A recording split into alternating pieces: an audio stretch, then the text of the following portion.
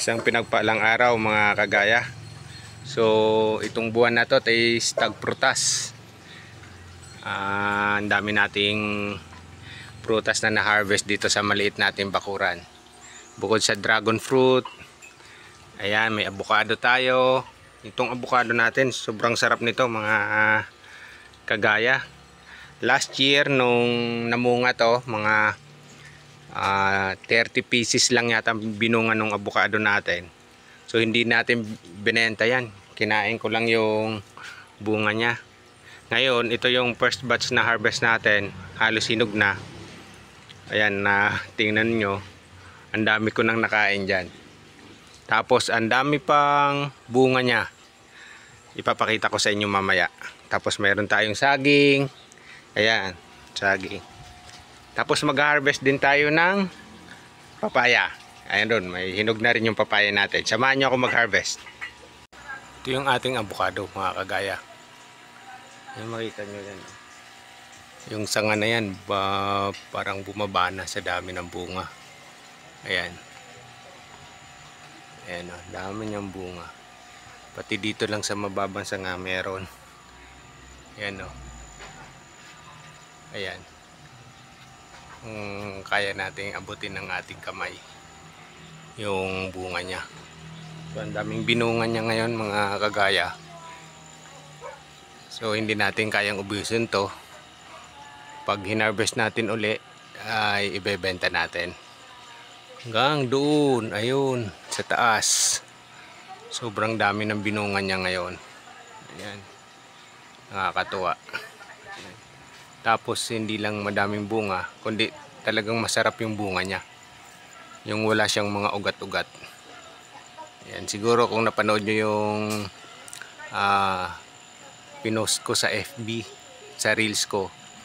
Ayun, nung biniya ko, pinakita ko ng close up yung laman niyan. Talagang ang sarap mga kagaya. So yan, siguro ang daming ma-harvest natin dyan. Kung may mga 30 kilos, meron tayong makukuha dyan. Sa dami ng bunga niyan.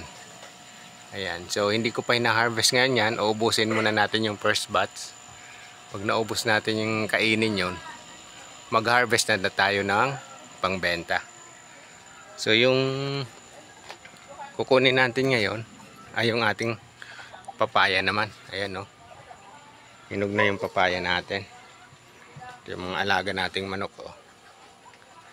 Ayan.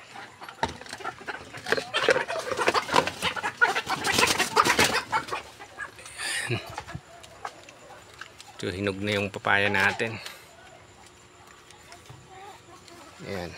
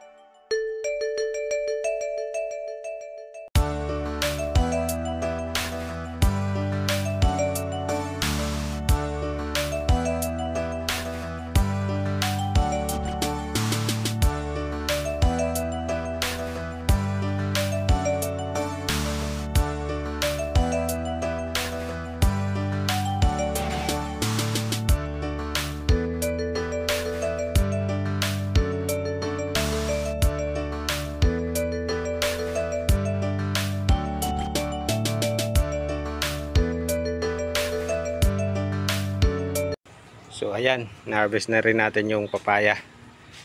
So sagana tayo sa prutas dito ngayon mga kagaya. Ayan. Yung dragon fruit natin nasa loob ng ref. Kasi mas masarap kainin po yung pag malamig yung dragon fruit natin. Kahit nga yung avocado ng kapitbahay natin, no, mga kagaya. Ang dami rin bunga. Ayan. Nandito lang yan sa kalapit bakod ko.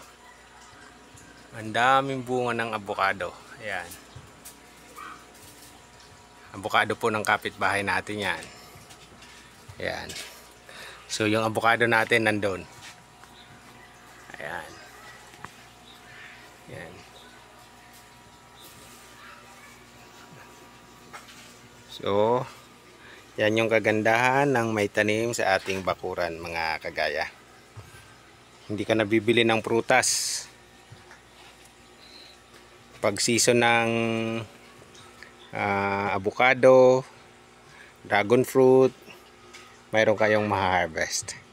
So magtanim po tayo mga kagaya. Actually yung buto nito magpapatubo ako. Kasi nga dadalhin natin doon sa Bicol. Tatanim natin sa Bicol. Meron tayo kasing pagtataniman doon sa Bicol. Ito, yung kinain ko ng avocado, tinabi ko yung buto. Papatubo natin to mga kagaya. So pag napasyal tayo ng Bicol, itatanim natin to doon sa lupa natin doon sa Bicol. Meron kasi tayong pagtataniman doon. Gawa ng masarap yung bunga niya. So kailangan natin magpatubo. Siguro mga 5 years to 8 years, 5 to 7, 5 to 8 years na mamumunga na. Kasi alam ko tong avocado na to is mga ilang taon na to ang avocado natin. May gitna siguro. Siguro mga pa-6 na taon na. Basta ganun ano. Kung gusto niyo mabilis yung tanim nyo mamunga, may nagbebenta yung mga nakamarkot na yata. Pero itong avocado natin, hindi po nakamarkot yan. Talagang galing sa buto. So mga 5 taon o 6 years, 6 to 7 years na ata yung puno natin. Pero ang ganda. Pag namunga naman siya, tuloy-tuloy na yan, mamunga mga kagaya. So kaya magtatanim tayo. Ayan. Siguro dadagdagan ko pa yan. Ipupunla natin yan. Papatubuin pag may time tayong pumasyal ng Bicol, dadalhin natin yan. Magtatanim tayo doon.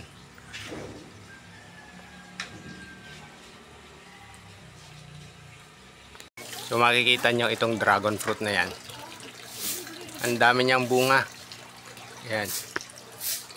Yan. Mataas kasi siya. Ang daming bunga. Hindi na hinarvest ng ating kapitbahay. Ayan, no? Hanggang dun sa taas. Ayan. So, sa dami ng bunga. Sa dami siguro ng lang tanim. Ayan. Sobra-sobra na. Ang dami. Ito yung dragon fruit ng ating kapitbahay. Yung kanina nakita nyo, yung mga hilaw pa, yung mga may bulaklak pa, yan po yung dragon fruit ko. Ayan, no, sayang, kinakain na lang. Kinakain ng daga siguro yon, saka ibon. Laki pa naman, no. Ayan. Ayan. So kinain na. So malalaglag na lang to mga kagaya. Kasi nga hindi na-harvest ng kapitbahay natin. Yan, ito yung dragon fruit niya. Tapos ang laki ng puno na kinakapitan. Tumaas siya ng tumaas kasi mataas din yung puno. So dami nang na-harvest dito ng kapitbahay natin. Yan. So sa puno lang, wala siyang poste. Puno ng Madri di Cacao. Ayan, dyan lang siya nakakapit yung dragon fruit na to. So, sobrang taas na. Tapos yun naman yung avocado ng kapitbahay natin. So halos yung paikot nito is mga punong kahoy, mga kagaya. Ayan. Itong greenhouse natin, napapaikutan ng mga puno. Tapos yung may mga tanim din tayo sa likod, kagaya ng avocado, dragon fruit. Sayang nga lang yung langka natin at namatay. Namumunga pa naman yun, ang ganda ng bunga na. So yun lang mga kagaya, na kuhanan ko lang ng na-video ko sa gusto kong i-upload kasi nga natutuwa ako sa harvest natin ngayon. Yan. So maraming salamat mga kagaya. Yan. Tingnan nyo yan. Ang ganda, ang kinis ng ating avocado. Ang sarap pa. Para pagka hindi siya lagkitan, yung pero pagka biniyak mo, pag kinain mo, malinis yung loob. Tapos parang natutunaw sa dila mo. Parang ice cream. Sa sarap. Yun. Ganun ba yun yung description nun? Parang ice cream na natutunaw sa dila mo. Yun, ganun kasarap. Kaya yung unang bunga nito talagang hindi namin binenta. So ngayon lang kami magbebenta, gawa ng sobrang dami talaga ng binunga niya. Pero itong unang batch ay kakainin namin, hindi namin ibebenta rin. So yung second batch na i-harvest natin, doon yun ibebenta na natin. So yun lamang mga kagaya, yan yung kagandahan ng may tanim ka. Makakain ka na ng fresh na mga prutas, then pwede mo pang pagkakitaan. Maraming salamat sa inyong panonood. Hanggang sa muli.